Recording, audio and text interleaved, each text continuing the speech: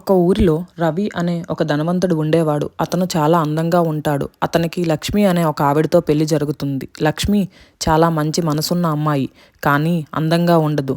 కానీ రవి మనసులో మాత్రం అందమైన భార్య కావాలని కోరుకునేవాడు. కానీ కుటుంబం ఒత్తిడితో ఈ పెళ్లికి అంగీకరించాడు.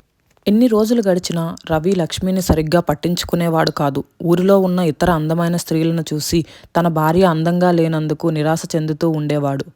ఒకరోజు రవికి విపరీతమైన జ్వరం వస్తుంది. లక్ష్మి రాత్రంతా అతని దగ్గరే ఉంటూ మందులు ఇచ్చి జాగ్రత్తగా చూసుకుంటుంది. ఆమె మృదువైన సంరక్షణ అతని మనసుకి తాకుతుంది. ఒకరోజు రవి ఇంటికి అతని స్నేహితుడు అజయ్ వస్తాడు. అతను లక్ష్మిని చూసి ఇలా అంటాడు, నీ స్థాయికి నువ్వు మరింత అందమైన అమ్మాయిని పెళ్లి చేసుకోవాలి. నీ భార్య పెద్ద అందంగా లేదు అని అంటాడు. అప్పటి వరకు లక్ష్మిని అగౌరవంగా చూసిన రవికి మొదటిసారి ఈ మాటలు అసహ్యంగా అనిపిస్తాయి. ఒకరోజు రవి ఒక అందమైన అమ్మాయి బిచ్చగాడిని అపహేళన చేస్తుండడం గమనిస్తాడు. అదే సమయంలో లక్ష్మి అదే బిచ్చగాడికి భోజనం ఇస్తుంది.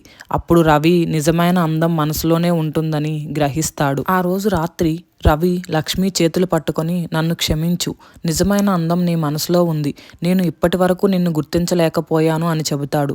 ఈ మాటలతో లక్ష్మికి కన్నీళ్లు వస్తాయి, కానీ ప్రేమగా నవ్వుతుంది.